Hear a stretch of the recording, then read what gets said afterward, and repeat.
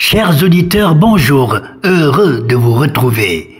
Le 9 octobre 2025, j'avais dit « Moi qui brûle de dire ce que je pense du phénomène Gen Z 212 et de ses infiltrés, je garderai le silence comme le veut la déférence due au roi, car nul mot ne doit précéder le sien, et nul verbe n'a de valeur avant que sa parole ne soit prononcée. » Et sa parole fut prononcée le 10 octobre au Parlement, comme vous le savez, me donnant ainsi l'occasion de m'exprimer à travers une relecture analytique de son allocution, mais avec une réflexion comparative de ce que j'avais prophétisé sur ce qu'il dirait, avec ce qu'il a effectivement dit, tout en citant des déclarations de célèbres analystes et médias marocains et occidentaux, abondant dans le sens de mes prévisions après l'allocution royale. Nous verrons ce rapprochement plus loin dans l'analyse. Il convient de souligner d'abord que le discours royal prononcé par Sa Majesté le roi Mohammed VI à l'ouverture de la session parlementaire du 10 octobre 2025 s'inscrit dans le cadre de la Constitution. Il ne représente ni des propos de circonstance, ni un discours événementiel. Il s'agit donc d'un rendez-vous royal annuel avec les élus du peuple sous le dôme du Parlement, portant son cachet démocratique législatif dominant, transcendant les conjonctures. L'allocution royale a été délivrée pour dresser non un simple état des lieux, mais un diagnostic exigeant, assorti d'orientations impératives. L'armature du discours est nette. Justice sociale et cohésion territoriale ne sont plus des vœux abstraits mais des chantiers prioritaires. La santé, l'enseignement et l'emploi, sur lesquels le royaume exige désormais des résultats tangibles, rapides et mesurables. Autrement dit, accélérer la création d'emplois, améliorer l'accès aux soins, combler les disparités territoriales. Le discours est bref, peu de mots, mais un monde de sens, d'une durée inférieure à un quart d'heure, traduisant moins un manque de propos qu'une maîtrise absolue du verbe et du moment. Dans ce silence éloquent, chaque mot pesé semblait exprimer la gravité d'un souverain conscient des blessures de sa nation, mais fidèle à sa tradition de retenue et de sagesse dans les instants de tension. Le ton du souverain n'était ni émotionnel ni consolateur. Il fut celui du responsable qui relève les manquements par la répétition des objectifs concrets. En effet, derrière le ton calme, presque méditatif, se dissimulait une parole puissante, une parole qui parle par le silence. Car ce n'était pas un discours ordinaire, c'était une leçon de gouvernance, une interpellation morale, un rappel au devoir d'État. Mais le souverain a explicitement mentionné les domaines de la santé, de l'éducation, de l'emploi comme secteurs à prioriser dans les réformes nationales. Le roi n'a pas évoqué les crises qui traversent le pays, ni les derniers événements violents des manifestations de contestation du mouvement appelé Génération Z 212. Nous tenterons d'expliquer pourquoi dans une prochaine vidéo. Ce silence n'était pas une omission, c'était un choix. Un geste royal chargé de symbolisme, celui de l'autorité qui se retire d'un débat devenu stérile pour placer le pays devant sa conscience. Derrière ce silence, il y avait une mise à distance. Une distance lucide entre le trône et deux institutions présentes, le gouvernement et le Parlement. Non pas une distance de mépris, mais une distance d'évaluation. Le message est clair. Les médiations ont failli. L'État profond, celui de la responsabilité et de la continuité, reprend désormais les rênes du redressement. Je reviens maintenant à mon poème dont j'ai parlé en prélude. En effet, le discours royal du 10 octobre 2025 n'a pas seulement confirmé les attentes d'un peuple inquiet, il a accompli presque mot pour mot la prophétie poétique contenue dans « Demain, le roi parlera ». Cette vidéo que j'ai publiée le 9 octobre à la veille du discours royal au Parlement, vous l'avez sûrement visionnée. Dans ce poème, j'annonçais un roi grave, non pour apaiser mais pour rappeler non pour plaire, mais pour exiger et rappeler les responsabilités oubliées. Le lendemain, la parole royale s'est effectivement faite jugement, calme mais tranchante, mesurée mais implacable. Comme l'avait prédit mon texte poétique, le souverain a placé la nation face à elle-même, dénonçant les inerties administratives et exigeant des résultats mesurables. Il rappellera les responsabilités oubliées, les promesses trahies, les défaillances tues. Demain, le roi parlera au Parlement. Il parlera pour demander des comptes à ceux qui ont reçu mission de servir. Les observateurs internationaux n'y ont pas vu autre chose. Mais 24 heures après ma prophétie, après le discours royal, le journal Le Monde abonde dans le sens de ma prédiction en écrivant, je cite, « Au Maroc, Mohamed VI renvoie le gouvernement à ses responsabilités. » Publié le 10 octobre 2025, évoque que le roi, je cite, a sommé l'exécutif de faire preuve d'une plus grande célérité dans la mise en œuvre des programmes. Fin de citation.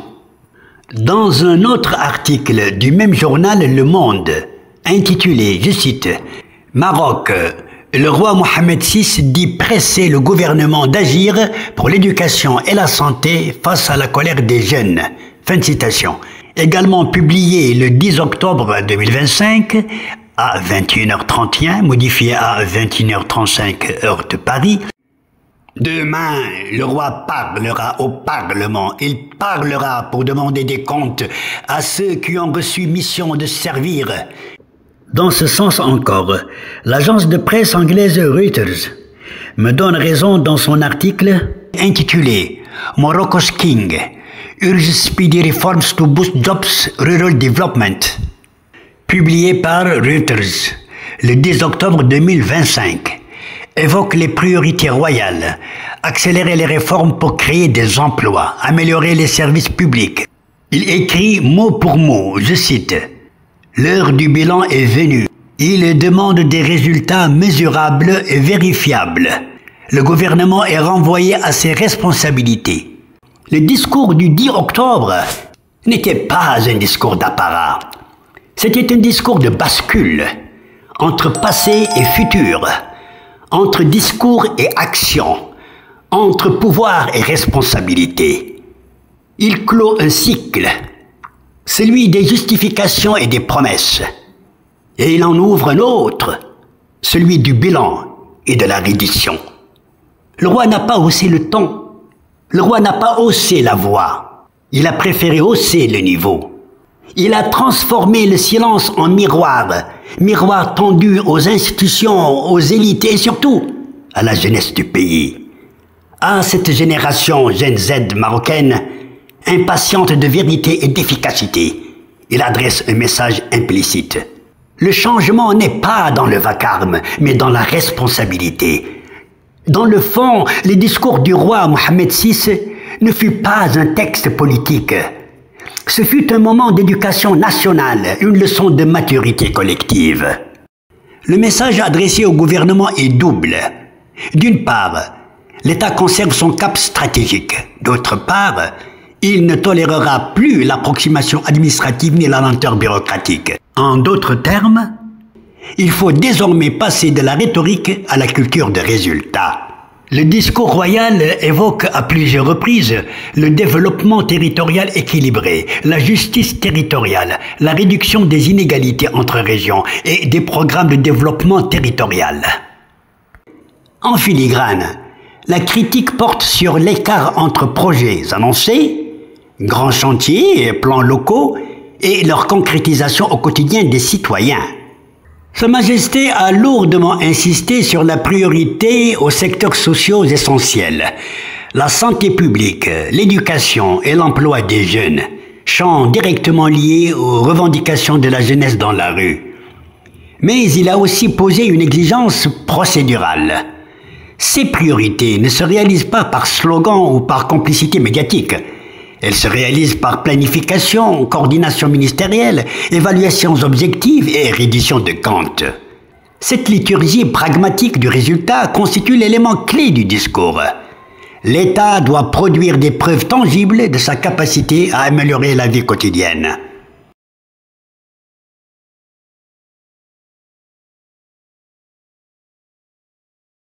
Ce discours marque donc un tournant, le passage de la parole à la reddition de comptes, du discours politique au temps du bilan. C'est ce qu'on peut appeler, selon l'expression de Fécac, le retour de la fonction réformatrice de l'État profond. Lorsque le souverain choisit de ne pas blâmer publiquement, c'est que la machine de l'État s'est déjà mise en mouvement, celle de la justice, du contrôle, de la vérification. Le silence royal est ici un signal institutionnel. La parole n'est plus nécessaire parce que l'action commence. Et pour clore ce moment de gravité, le roi cite une seule et unique parole, une parole divine, celle de la sourate Az-Zalzala. Je cite: فَمَنْ يَعْمَلْ مِثْقَالَ ذَرَّةٍ خَيْرًا يَرَهُ وَمَنْ يَعْمَلْ مِثْقَالَ ذَرَّةٍ شَرًّا يَرَهُ. صدق الله العظيم. Celui qui aura fait le poids d'un atome de bien le verra. Et celui qui aura fait le poids d'un atome de mal le verra aussi. Fin de citation. Une citation lourde de sens. Ce n'est pas un ornement religieux. C'est un saut spirituel sur une phase politique nouvelle. La sourate Az-Zalzala est une ayah, verset coranique, fréquemment utilisée dans des sermons, commentaires religieux et tribunes publiques, parce qu'elle condense l'idée de responsabilité et de reddition de comptes, d'où sa force symbolique en conclusion d'un discours appelant à la responsabilité. En l'occurrence, le discours royal du 10 octobre. Il nous faut d'abord souligner que pour la première fois, le verset coranique de la Zalzala a été employé dans les discours royaux officiels du Maroc indépendant. De Mohammed V à Mohammed VI, jamais ce verset n'a été utilisé dans une allocution publique. C'est ce que me suggère ma profonde vérification. Et j'aimerais bien qu'on me contredise si je me trompais. Le discours du roi du Maroc ne se compose pas n'importe comment. Chaque mot est soigneusement choisi, a fortiori un verset coranique. Et si le commun des mortels ne peut s'imaginer que Sa Majesté Mohammed VI pouvait se réjouir une seule seconde de ce qui s'est passé au Maroc depuis le 27 septembre 2025, cela signifie donc qu'il était mécontent, pour ne pas dire en colère. Mais une colère silencieuse que dompte sa personnalité pondérée en s'inspirant de la sunna de son aïeul, le prophète Mohammed sallallahu alayhi wa sallam, que la paix soit sur lui. La Zalzala, le tremblement, ne parle pas de la terre, mais des consciences. C'est l'annonce d'un temps d'examen. Chacun sera vu, pesé, évalué. En citant cette sourate, le roi replace la justice au cœur de la légitimité monarchique. Non pas la justice des tribunaux, mais la justice comme principe moral et cosmique. La monarchie tire sa force de cette équité suprême qui dépasse les hommes et leurs calculs. Un roi qui ne sermonne pas, mais qui éveille. Un souverain qui ne promet pas, mais qui pèse le réel. Et une monarchie qui, par sa parole mesurée, rappelle que la force du royaume réside dans le juste équilibre entre le droit, la morale et la mémoire. Le silence du roi n'était donc pas un vide. Il était un message d'État, un message d'âme. Et pour tous ceux qui l'ont entendu, non pas avec les oreilles mais avec la conscience, il résonne comme une certitude, à savoir... Le Maroc entre dans l'ère du conte et du sens. Celle où, désormais, nul acte ne sera perdu dans le grand livre du royaume. Le grand livre du royaume.